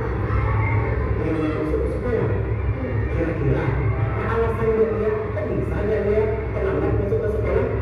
Saya terlambat masuk ke sekolah karena sudah kesiangan Pak. Kesiangan. Kemarin dia tidur jam berapa? Saya tidur malam sekitar jam 12-an karena saya main game dan nonton film. Gitu. Ternyata itu alasannya dia datang terlambat ke sekolah. Oke, baik, Jalias. Aku yakin dia tidak sendiri. Mungkin banyak juga teman-teman yang lain melakukan hal yang sama. Aku yakin siapapun yang ada di posisi dia mungkin akan melakukan hal yang sama. Itu aja. Sebagai manusia kita pernah melakukan kesalahan. Nah, sekarang dia masih ingat nggak sama kesepakatan kelas yang sudah kita buat di kelas sebelumnya? Masih Pak, saya mohon maaf atas tindakan saya. Dan kali saya akan melakukan sesuai kesepakatan kelas. Baik, itu yang perlu diingatkan. Terus dia sudah sadar atas apa yang dia lakukan. Apa yang dia lakukan yang salah jangan diulang. Ya, sekarang aku mau bertanya. Karena dia sudah sadar, dia tidak ingin melakukan kesalahan tersebut. Karena dia mau jadi siswa yang seperti apa? Saya ingin menjadi siswa yang disiplin dan teladan. Bagus, kamu ucapkan selamat dan kamu harapkan janji yang dia ucapkan itu bisa diulang lagi. Oke? Semangat? Selamat Pak. Oke, tes dulu. Oke, makasih Delia. Siap. Siap Pak.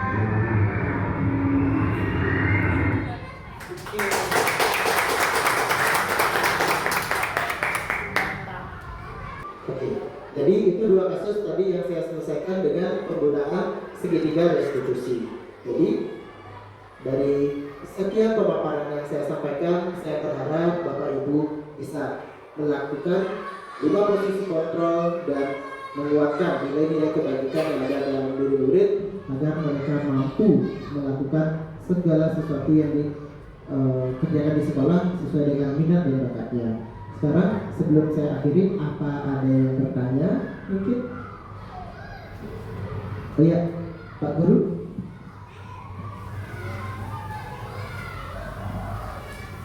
Ya.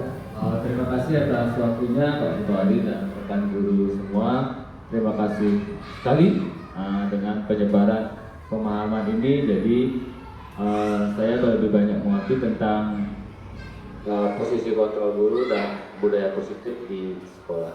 Yang ingin saya tanyakan di sini dalam penerapan kita sebagai guru di proses pembelajaran sehari-hari, bolehkah kita mengambil posisi kontrol sebagai penghukum atau kita harus full sebagai manajer? Terima kasih atas waktu. Baik, terima kasih Pak Guru Gede Sucipta atas pertanyaannya. Jadi saya langsung jawab ya. Untuk Pak Guru Gede Sucipto, luar biasa pertanyaannya sangat bagus. Apakah boleh kita sebagai pengukur atau melakukan posisi kontrol sebagai pengukur dalam kegiatan pembelajaran, atau harus sebagai manajer aja? Semua kegiatan harus digunakan atau diselesaikan dengan posisi kontrol manajer? Jawabannya disesuaikan dengan kondisi yang ada pada murid kita, Bapak. Jadi jangan sampai nanti kalau misalnya masalahnya sederhana masih bisa diselesaikan dengan posisi manajer, manajerlah yang kita gunakan. Tapi kalau memang harus menghukum, ya sudah, kita harus kita sebagai manusia tidak bisa hanya menggunakan satu posisi kontrol saja. 5 posisi kontrol itu pasti akan tetap kita lakukan, hanya saja di kasus yang berbeda. Jangan sampai nanti kasusnya yang terlambat posisinya menghukum, kasusnya bermain di kelas posisinya menghukum, kasusnya misal membuli teman kasusnya menghukum. Semua kesalahan yang dilakukan oleh murid itu posisi kontrolnya menghukum. Itu yang tidak, itu yang kurang etis rasanya, kurang elok kedengarannya. Tapi kalau kita selesaikan dengan posisi manajer, misalnya ada murid yang mencuri gitu, misalnya di kantin karena dia tidak bawa bekal, apakah itu harus posisi manajer atau posisi penghukum? Nah, itu harus kita selesaikan bersama. Jadi sesuaikan dengan masalah yang dilakukan oleh murid. Saya yakin Bapak Ibu guru di sini mampu mengatasi masalah-masalah tersebut dan mencari penyebabnya dengan mengetahui 5 kebutuhan dasar manusia, dengan membuat keyakinan kelas dan menyepakati keyakinan yang sudah kita buat sebelumnya, akan mampu kita memposisikan diri kapan sebagai penghukum, kapan sebagai pembuat orang merasa bersalah, kapan sebagai teman, pengontrol atau manajer. Sebaiknya hal-hal yang memang berhubungan atau berkaitan dengan keyakinan kelas itu diselesaikan dengan posisi manajer. Tetapi jika permasalahannya sudah ada tindakan fisik, ada tindakan kriminal di situ, ada solusi lain, yaitu berdiskusi dengan orang tua, berdiskusi dengan kepala sekolah, ataupun misalnya lebih parah lagi kita boleh mendatangkan psikolog, atau misalnya lebih parah lagi kita boleh membawa ke ranah hukum. Seperti itu, Pak. Jadi sesuaikan dengan kasus yang dibuat oleh murid agar bisa mengetahui posisi kontrol yang tepat untuk menyelesaikan masalah tersebut. Terima kasih. Untuk Bapak Ibu guru yang lain, apakah ada yang mau bertanya? Cukup? Oke? Cukup? Oke. Jadi yang mengucapkan terima kasih sudah menyimak kegiatan hari ini dari awal sampai akhir. Sebelum mengakhiri kegiatan, saya tutup dengan sebuah kesimpulan. Jadi kesimpulannya adalah standar nasional pendidikan dalam penerapan program disiplin positif hendaknya guru memiliki standar kepribadian profesional dan sosial yang baik, di mana guru mampu merefleksi pada posisi kontrolnya saat ini, bagaimana perjalanan dirinya sebagai seorang AMO atau seorang manajer yang menuntut murid-murid menjadi insan yang mandiri, merdeka, dan bertanggung jawab. Saya harapkan Pak Ibu guru di sini yang hadir, kita semuanya mampu bisa menuntut tumbuh kembang murid agar menjadi individu dan anggota masyarakat yang layak dan sesuai dengan kodrat alam dan kodrat zaman. Sekian yang dapat saya sampaikan pada kesempatan kali ini. Oke, terima kasih saya ucapkan kepada Bapak Ibu guru semua. Akhir kata saya tutup kegiatan ini dengan Mas Santi. Om Santi Santi Santi Om. Terima kasih, selamat siang.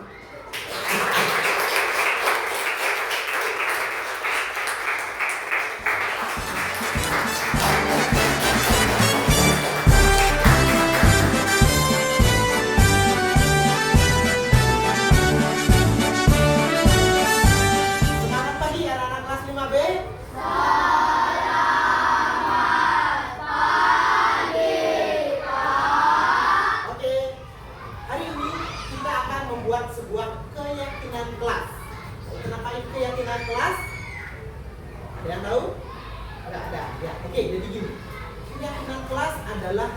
yang anak-anak buat berdasarkan nilai-nilai yang kalian yakini menurut kalian pribadi, sesuai dengan nilai-nilai kebajikan universal yang kalian ketahui. Jadi pada kesempatan kali ini kita semua di kelas ini ingin belajar dengan efektif dan efisien, menyenangkan, kemudian kalian juga ingin belajar yang seru dan gembira tentunya. Karena itu kita akan membuat sebuah keyakinan kelas, di mana keyakinan kelas tersebut adalah apa yang ingin kalian dapatkan selama mengikuti kegiatan pembelajaran. Baik, kalau gitu sekarang kita akan membuat sebuah keyakinan kelas. Pak Guru akan bagikan kertas post-it, nanti anak-anak tulis keyakinannya di sini. Misalnya, anak-anak tidak mau di kelas itu ribut. Jadi, tulislah di kertas post-it ini belajar dengan tertib. Bisa dipahami? Jadi sekarang Pak Guru akan berikan anak-anak kertas post-it ini, Pak Guru bagikan satu-satu, nanti ditulis dan ditempel ke depan. Oke, saya. Pak Guru bagikan. Bulatkan tekad, kuatkan hati, negeri ini memanggilmu kawan.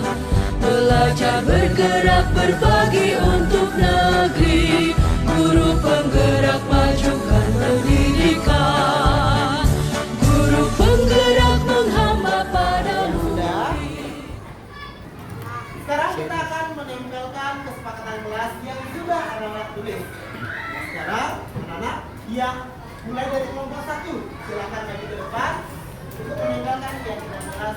Kreatif rancang pembelajaran, hargai potensi, tingkatkan prestasi, lahirkan profil pelajar Pancasila. Belajar bergerak berbagi untuk negeri, kita menjalin kolaborasi. Baik anak-anak, terima kasih. Hari ini kita sudah membuat sebuah keyakinan kelas. Pak Guru akan memilih sekian banyak keyakinan kelas yang mungkin nanti maknanya berbeda.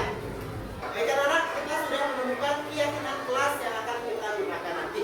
Jadi di keyakinan kelas ini yang pertama ada datang tepat waktu. Oke. Yang kedua, menghormati dan menghargai orang lain. Dan berikutnya, menjaga kebersihan kelas. Jadi itu adalah keyakinan kelas yang akan kita laksanakan selama kegiatan pembelajaran di kelas maupun di luar. Bisa dipahami semuanya? Semangat untuk melaksanakan apa yang kalian yakini? Semangat. Sekarang untuk terakhir, Pak Guru akan minta tanda tangan dari anak-anak. Semuanya akan tanda tangan di lembar kertas ini dan nanti akan kita tempel sebagai bukti bahwa kita yakin terhadap apa yang sudah kita sepakati bersama. Sekarang Pak Guru minta mulai dari kelompok 5 silakan maju ke depan tanda tangan. Bergerak berbagi untuk negeri, demi bakti pada Ibu Pertiwi. Belajar bergerak berbagi untuk negeri, kita menjalin kolaborasi. Belajar bergerak berbagi untuk negeri, demi bakti pada Ibu Pertiwi. Demi bakti pada Ibu Pertiwi.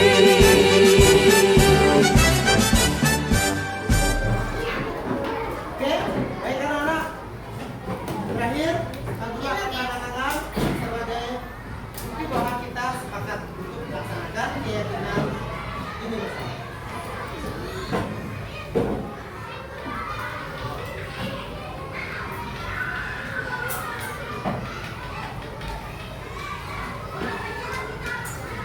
Jadi keyakinan kelas yang sudah kita sepakati bersama sudah siap untuk dilaksanakan. Terima kasih atas kerjasamanya anak-anak. Untuk hari ini, Pak Guru rasa cukup. Sampai ketemu di kegiatan pembelajaran berikutnya. Terima kasih.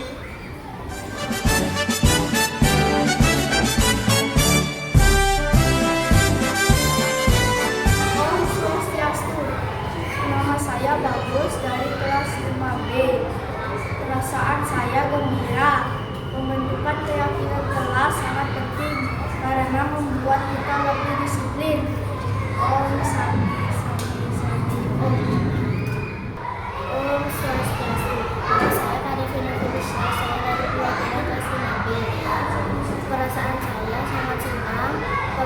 dan keyakinan kita sangat penting karena membuat kita jadi murid yang lebih baik lagi.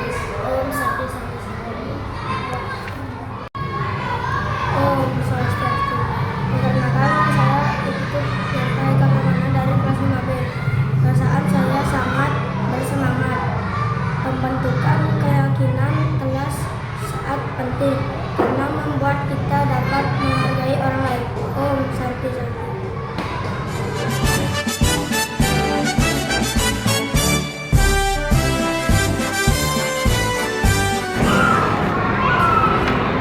Selamat siang Bapak. Selamat siang, silakan duduk Eka Nanda. Oke, Eka Nanda, gimana kabarnya hari ini? Astungkara baik Bapak. Oke, terima kasih. Jadi Eka Nanda tahu nggak kenapa Pak Guru memanggil Eka Nanda hari ini datang ke ruangan Pak Guru? Iya tahu Bapak, saya bermain dan tidak fokus saat teman-teman melaksanakan doa bersama. Baik, kira-kira apa alasan Eka Nanda kok bisa Eka Nanda bermain pada saat teman-teman yang lain berdoa? Saya meminta maaf atas sikap saya tadi Bapak. Saya tidak fokus karena ada teman yang di luar kelas yang memanggil saya. Oh, jadi Eka Nanda terpengaruh sama teman-teman yang lain. Oh, gitu ya alasannya. Jadi Pak Guru di sini yakin Eka Nanda tidak ingin melakukan hal seperti itu. Tapi karena Eka Nanda sudah melakukan hal seperti itu, makanya Pak Guru panggil Eka Nanda datang ke tempat Pak Guru. Nah, di sini Pak Guru ingin meyakinkan sama Eka Nanda bahwa semua orang pasti pernah mengalami hal seperti itu. Mungkin Pak Guru jika ada di posisinya Eka Nanda akan melakukan hal yang sama. Itu wajar. Manusia pernah melakukan kesalahan. Nah, sekarang Pak Guru mau nanya nih sama Eka Nanda. Di kelas kita sudah membuat kesepakatan. Eka Nanda masih ingat kesepakatan kelas yang sudah kita buat bersama? Masih Pak, saya mohon maaf atas tindakan yang saya lakukan. Saya tidak akan mengulangi sikap saya yang tidak sesuai dengan keyakinan kelas dan kedisiplinan. Bagus. Pak Guru ucapkan selamat kepada Eka Nanda. Sudah sadar atas apa yang Eka Nanda lakukan. Kesalahan-kesalahan itu jangan diulangi lagi ya.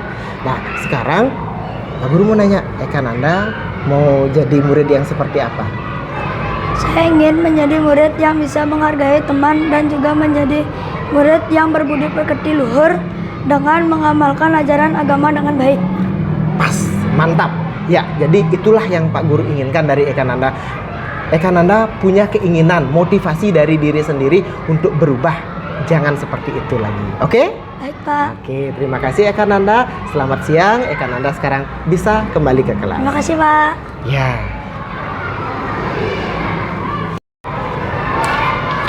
Selamat siang Pak. Selamat siang Kak Lia. Silahkan duduk. Baik, Kak Lia apa kabarnya hari ini? Sukara baik Pak. Oke, baik. Kak Lia, tahu nggak kenapa Pak Guru memanggil Kak Lia datang ke tempat Pak Guru hari ini? Saya tahu Pak karena saya terlambat masuk ke sekolah. Terlambat masuk ke sekolah? Iya. Kira-kira apa alasan Kak Lia? Kok bisa Kak Lia terlambat masuk ke sekolah? Saya terlambat masuk ke sekolah karena saya bangun kesiangan Pak. Bangun kesiangan. Kemarin Kak Lia tidur jam berapa? Saya tidur larut malam sekitar jam 12-an karena saya main game dan menonton film. Oh gitu, ternyata itu alasan Kak Lia datang terlambat ke sekolah. Oke, baik Kak Lia. Pak Guru yakin Kak Lia tidak sendiri. Mungkin banyak juga teman-teman yang lain melakukan hal yang sama. Pak Guru yakin siapapun yang ada di posisi Kak Lia mungkin akan melakukan hal yang sama. Itu wajar. Sebagai manusia kita pernah melakukan kesalahan. Nah, sekarang Kak Lia masih ingat nggak sama kesepakatan kelas yang sudah kita buat di kelas sebelumnya? Masih Pak, saya mohon maaf atas tindakan saya. Lain kali saya akan lakukan sesuai kesepakatan kelas.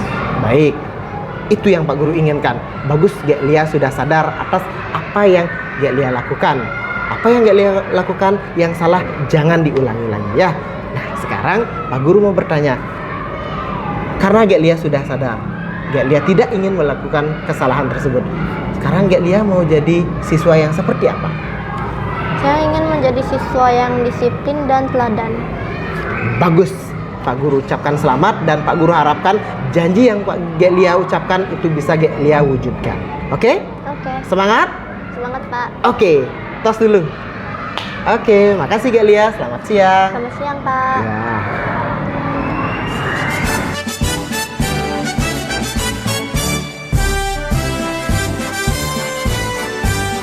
Selamat pagi, Om Swastiastu. Nama saya Eka Nanda. Saya senang sekali diajak diskusi oleh Pak Guru untuk mengendalikan diri dan perilaku saat sembahyang agar tidak terpengaruh oleh gangguan dan ajakan teman yang lain. Saya harus banyak bersabar agar lebih disiplin saat melakukan doa bersama. Terima kasih. Om Santi Santi Santi Om. Semangat pagi. Om Swastiastu. Perkenalkan, nama saya Gelia. Saya sangat senang jika diajak berdiskusi oleh Pak Guru tentang kesalahan yang saya buat untuk mendapatkan solusi.